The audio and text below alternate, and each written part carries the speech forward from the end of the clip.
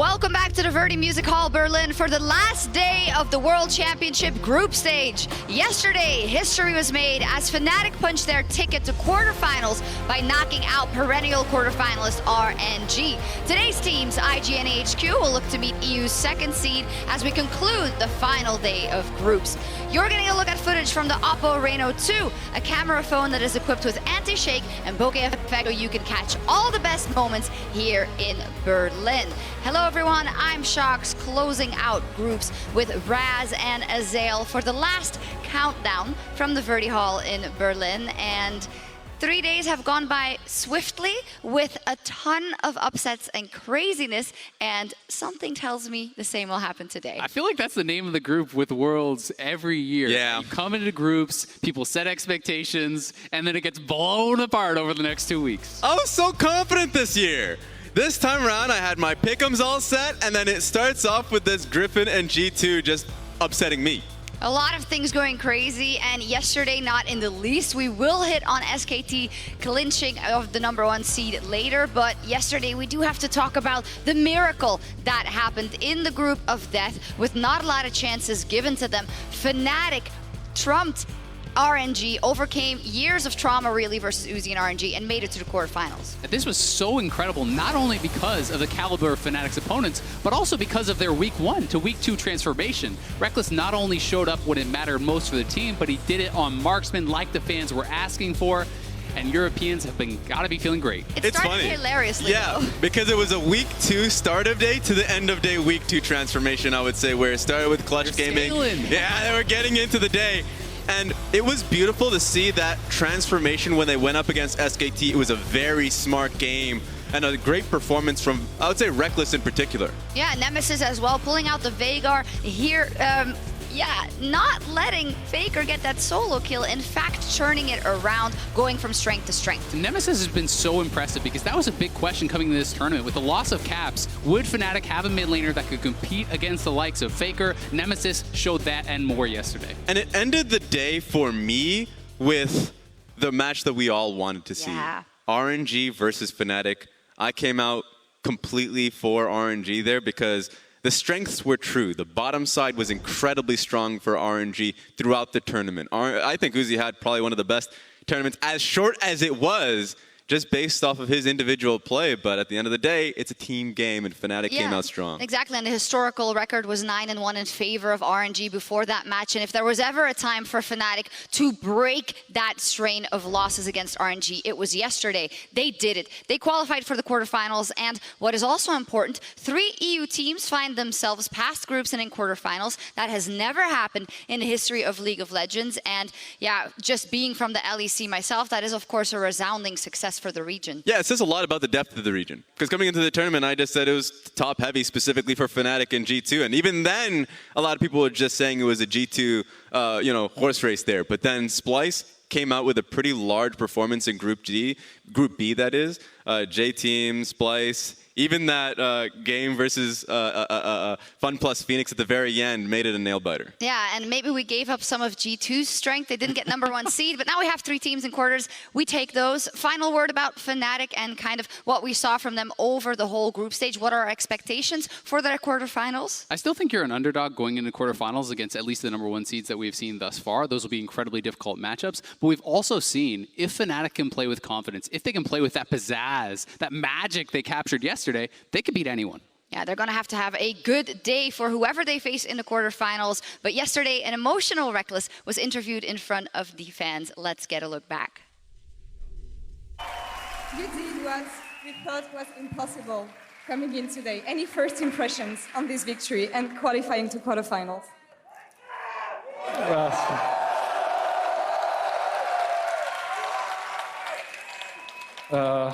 I don't really know what to say, honestly. I came in today obviously wanting to win like everyone else in our team, but now that it actually happened, it's just crazy. I feel like this group was way too much to ask for, and in a way it's just like strengthens us so much because if we can beat these teams, we can win the entire thing, you know, so it's just a really great feeling.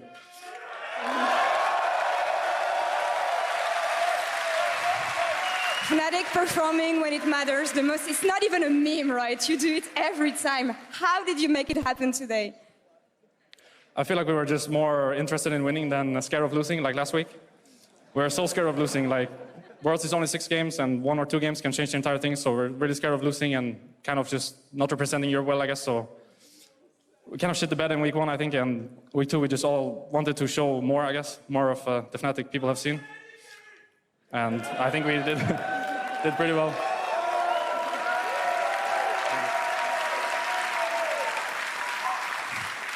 Do you know that now you have a 2-9 tracking record against Uzi? What was different today?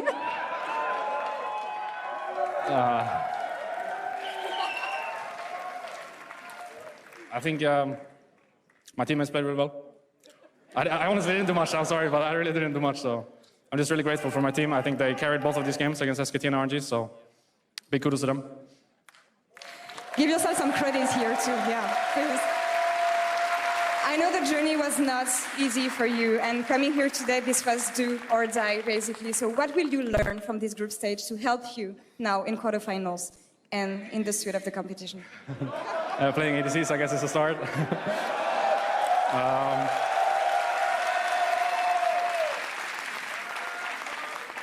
I would probably just say, like, as I said to the second question, just not being so scared of losing. It's okay to lose. It's just how you lose, I guess, and how much you want to win. And I think we all want to win really much, so we should just aim for that instead and forget about the losing part.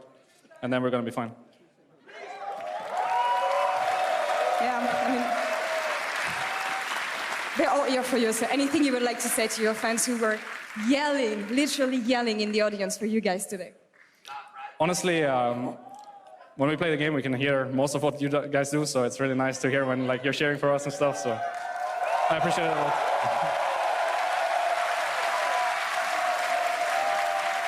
Thank you for the interview, Reckless. Congrats on reaching quarterfinals. One more time for Fnatic, please.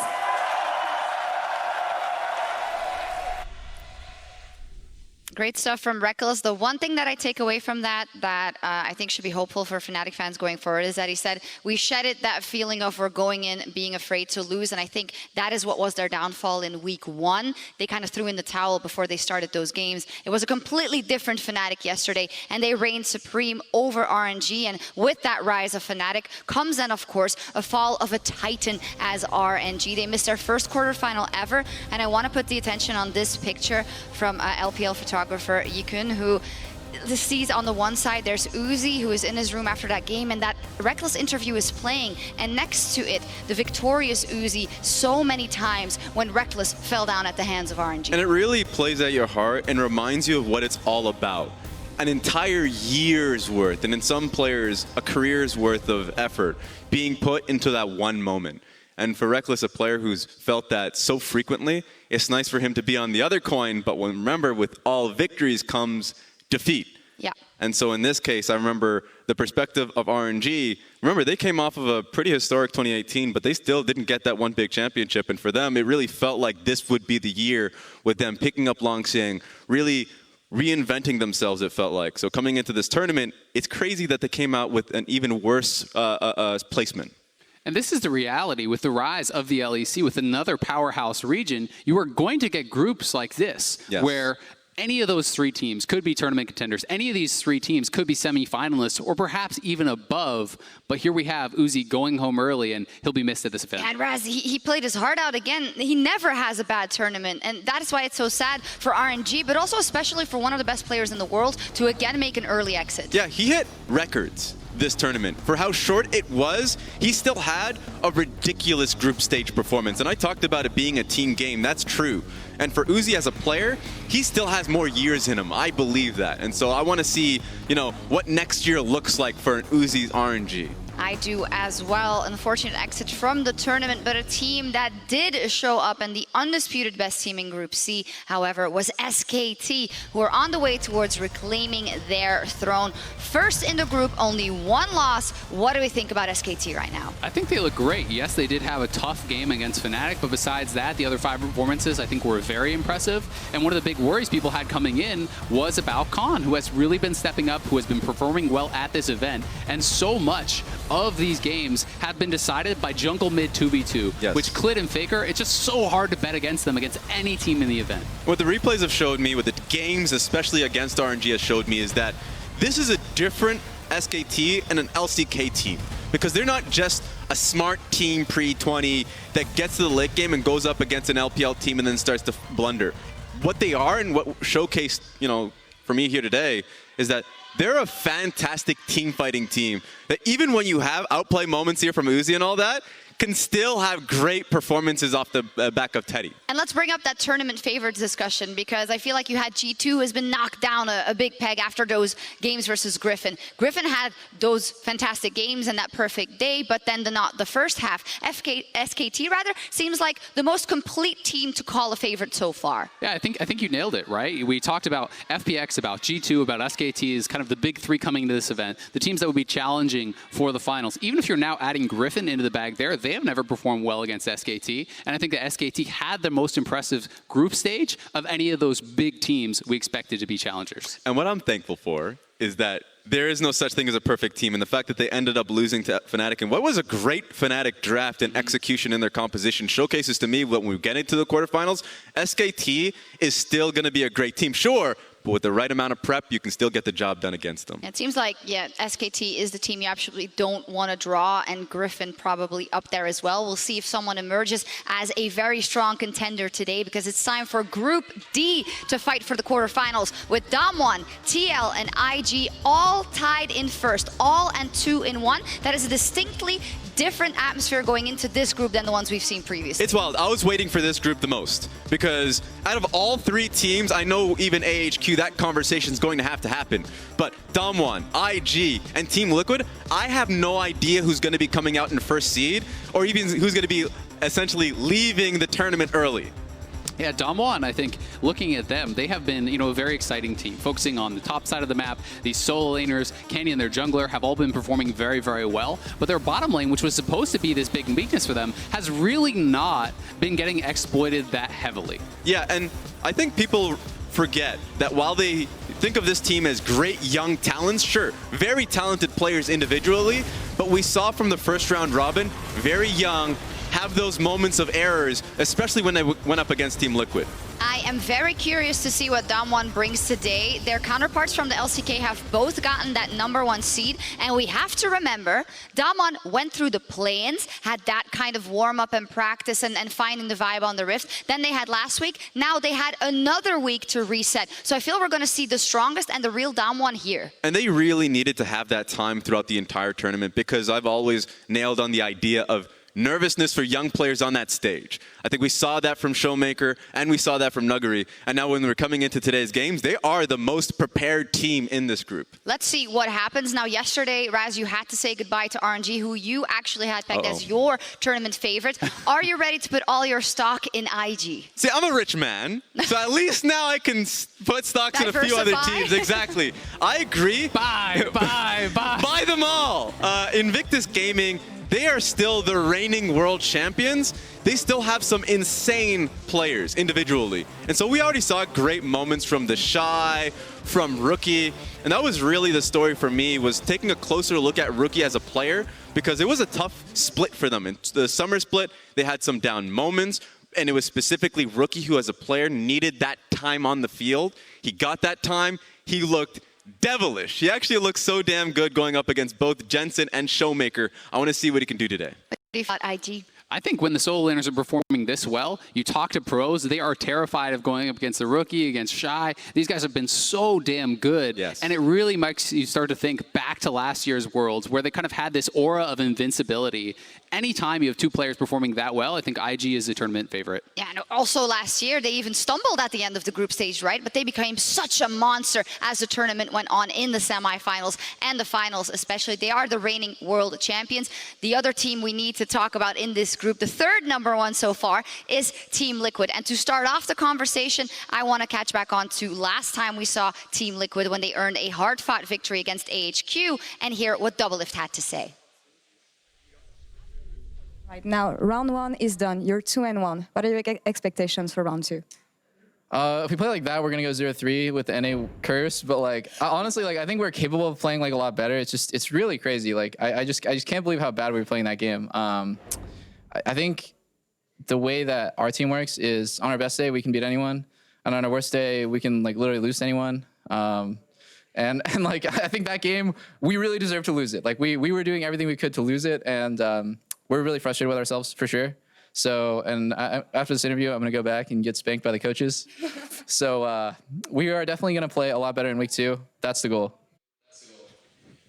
Well, he was very reflective, and that's the doublelift we've kind of come to love and expect at these tournaments. Totally. This candid in interviews. People love it because everyone is watching that game thinking, what is this garbage, TL? This is looking terrible. Then doublelift's going to come out. He's going to tell you the truth. He's going to give you his honest opinion. And I think that makes fans feel confident that they not only recognize it, but also that they can fix their issues. And I do want to take a decent amount of time to talk about Team Liquid, as they are NA's last hope.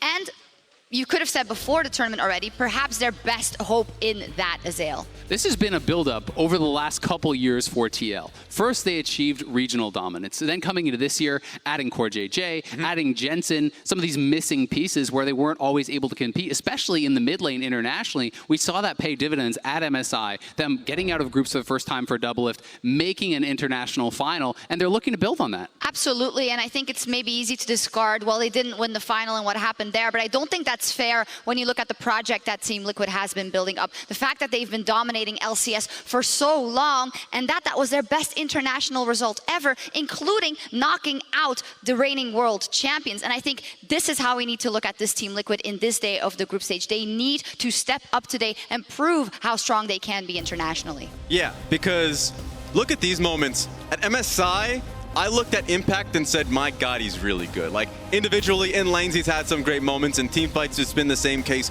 So for Team Liquid as an organization, when they get to these points in international events this year, they look better and better to the points that you have been making.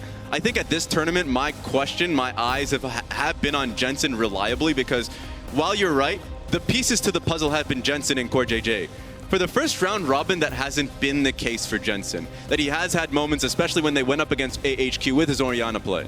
And we need to have step-ups from Jensen against the likes of Rookie, because if you make a mistake against this guy, he will punish you so damn hard. In the game against IG, a TP bottom lane with the wave at his turret essentially snowballed into being down 20, 30 CS, being down a level. Rookie can take that mistake and end the game with it. Yeah, we see all similar things from other teams, you know, who have, or players who don't have the best days when they start, but then come back reinvigorated. And so much matters of how you do on the day. Azael, we saw 3 games from Team Liquid already, including a very successful one versus Dam1. How do you think overall they performed in that first round robin, and what do you expect? I think overall they performed well against IG as well as Dam1. The AHQ game I was not impressed with, but I think especially Impact and Xmithy, you have got to be proud of how these guys played.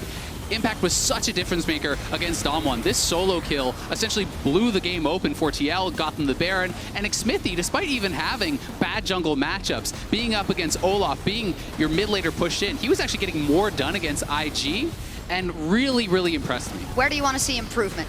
I want to see improvement from the mid lane. We talked about Jensen, not always stepping up. He had the fantastic LeBlanc game. This was a big highlight, but the other two certainly left something to be desired. And when you're going to play kind of open book League of Legends, everyone knows what TL will do. Yeah. You don't get to make a lot of mistakes because you're not throwing a curveball. You're not surprising anyone. They're not going to flex pick. They're going to play towards bot lane. Everyone's going to be prepared for it. So you have to out-execute your opponents. Do you think there's a chance that something else comes in here? Because we've said that from TR for a long time, and it works more often than not. But do you think in this group you do need to take another risk? So I think we could get individual champions changing, but the style will not, right? Maybe you get a Caitlyn, maybe you get some sort of counter pick in the mid lane, but it's going to be play towards bot lane. It's going to be play around teamfight for doublelift, or I would be shocked. And that shouldn't change about this team, because what's going to make them strong in this group is the fact that they are a one-trick warhorse. Like, they are a team that comes in and they're so damn strong of being able to get their teams the post 20-minute structures.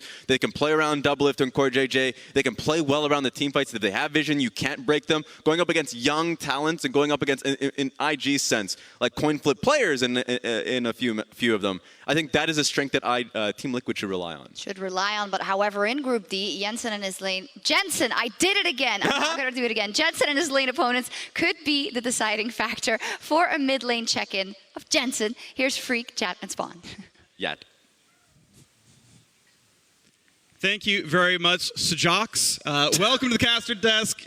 I was waiting for that. Yeah. I was going to say Jocks, but yours was better. Thank you. Yeah. Either way, welcome, of course, to the Cast of Dusk. Mid laners have been very interesting here. Of course, Rookie is a name every player should know. Rookie, probably the best mid laner in the world. Last year has had a bit of a slower run so far this year. Showmaker, arguably the best mid laner of the LCK. Jensen, no doubt the best in the LCS. Some of these players have had a slower start, though, at Worlds this year. Yeah, Rookie has been back closer to his 2018 form. You look at the laning phase he had against Jensen in the IG versus TL game. You look at the fact that he's been able to make big plays in these fights. I mean, this game was actually incredibly close before this fight. The Shy does the beginning zone, but the thing that actually wins the fight is the patience on that Shockwave. And this was the culmination of a dominating game by Rookie, where he not only won the laning phase, but he roamed bottom and got a lot of big plays done.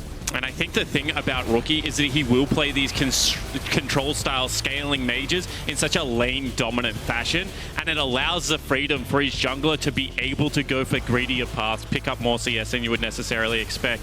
On the flip side of the map, though, I do want to also mention just how good the mid laners this guy is performing against, because it's always one of those interesting things coming into an international tournament.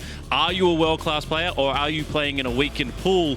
In this mid lane pool, I feel like Showmaker as well as Jensen have shown in these games that they can also throw their punches. Yeah, I mean, I even look across, you look at the Damwon team, and they have 3 of the top 5 accounts in the US solo queue right now. Canyon, Showmaker, and Nagari. So Showmaker also showing up big. And all the way across to Jensen, his week 1 was not that good. Yep. But if we look at the run that Cloud9 made last year to the semifinals, up until the semifinals, Jensen was actually the one pulling a lot of that weight. So for TL to succeed, I think Jensen's going to step up, needs to step up to get that form back. We'll see if they can do it. Of course, it's going to be a very excited group. We decided all today. Rookie and IG kicked things off with a battle against AHQ. So let's hear more about that matchup.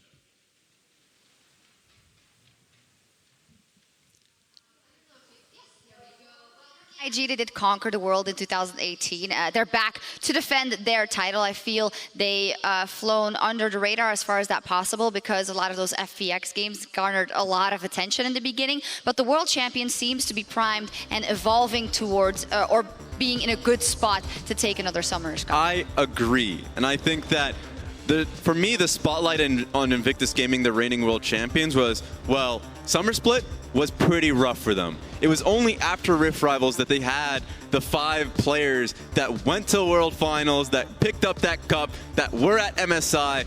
So when they finally had the time to play and work alongside each other, you know, my focus was on the Shy and being able to see great stuff coming out of Rookie.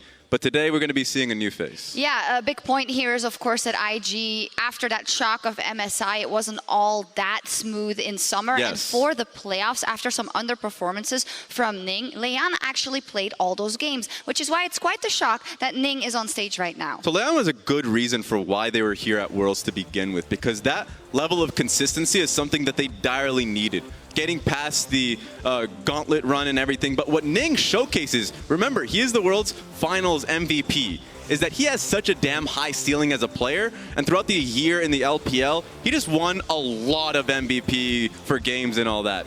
So in a best of 3, he can give you solo carry performances, or he could be the main reason why you lose games. So it's going to be pretty interesting to see what level of performance we're going to be seeing from Ning tonight. He's high risk, high reward, and that's why I think it's a little bit curious that they're taking out the more stable player in this best of one type of series and putting in Ning, who could get you a big win or could cost you the game single-handedly. It kind of speaks a little bit to the fact that they perhaps think they need something more coming out of the jungle, and they want that early aggression. I will always have the faith in Ning as a player individually. I know what he could do. We've seen him consistently and what he could do when he performs at that level. It's more so the pressure, right? Yeah. Putting him under pressure, what can we get out of him? And I think we'll see great things here tonight. We'll see how he performs based on what we've seen of IG so far.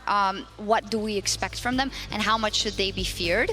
I think they should be feared a lot. You know, my pre-tournament expectations were somewhat weighed down by the fact that Rookie, when he came back to the lineup in summer, he was having some shocking performances. He was not up to par, but we have seen the Shy dominant in groups, Rookie dominant in groups, and Jackie Love actually was a rock for them throughout that summer split. So if these guys are all firing, if they can get it all together at once, that's a World Championship caliber team. That's what made, expectations, pre-tournament expectations for this team really weird for a lot of people. You either had Invictus Gaming coming out as first seed, or you just didn't think that they were going to be getting out of groups at all.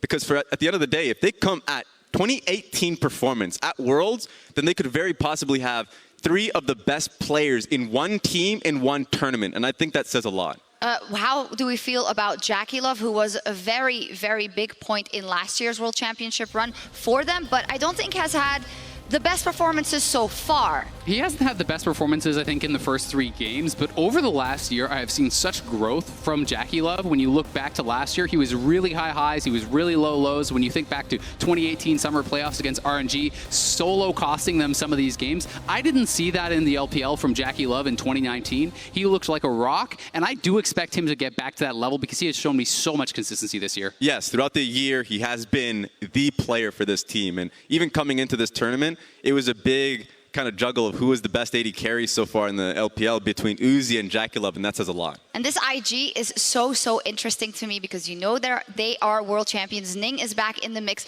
We also know that from Worlds last year, that Happy Games meme, that is where that started rolling, so to say. But then after MSI, they had to take a step back because, of course, they got flamed so hard for not winning versus Team Liquid. So I think they're going to bring a new seriousness to the second day in the group stage. And they're up versus AHQ in their first game. And AHQ is also a hard one to read because the 0-3 scoreline does not tell the whole story for me. Yeah, I think AHQ, we've already seen the games that they had versus Team Liquid, and honestly, this is a very close group that we've seen just based off the games alone. They're the most well-rounded LMS team coming into the tournament. Ziv has been strong, but my eyes focus solely on Rainbow and Alex. I've seen Alex play. He was in the LPL with FPX in 2018. He is a great early game jungler, and he got the job done early versus Jensen in that game.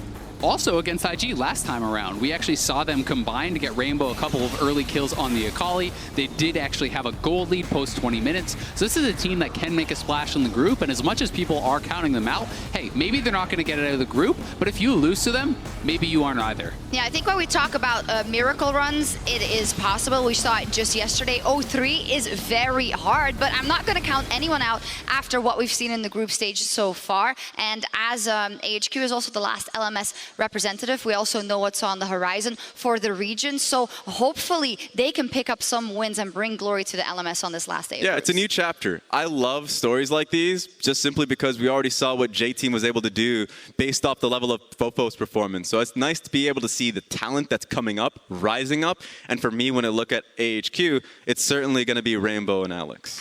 Is that how they win it? Is that their only win condition for this game versus IG? It's not their only win condition. Their bottom lane has been a very strong form for them in the LMS itself, so we might be able to see Ysera. I think he's a great support, be able to have great impact in roaming towards the mid lane. Yeah, Ysera and Waco, I think, were probably the best laning duo in the LMS, so this is a team that can get their bottom lane going and win through that. But I think they really need to focus on their mid and late game. That is where they struggled in the first 3 games. You don't get to make mistakes against some of these other squads and come out with the team fight victory because all of them are absolutely immaculate in team fights. If we look at IG as a possible tournament favorite at the end of the day, Azale, what do you want to see from them in the games they play? I think to call them a tournament favorite, to put them even above SKT, you need to have absolute domination, right? You need to have them coming through and smashing 3 straight games, getting out first in their group. But we know they can have high highs. We know they can have low lows. So they're always going to be a threat no matter what, as long as they get to the quarterfinals. I need discipline. I've seen too many games where they have leads and then, the shy will walk off in one direction. He'll start the fight, hope that people are right behind him, and that wasn't the case. So I need to see the team all on the same page today. Okay, let's see what happens. AHQ versus IG will be our first game of the day. And today we conclude the group stage here in Berlin and decide the last teams in the quarterfinals. It's been a ride so far. So let's see what's in store for us.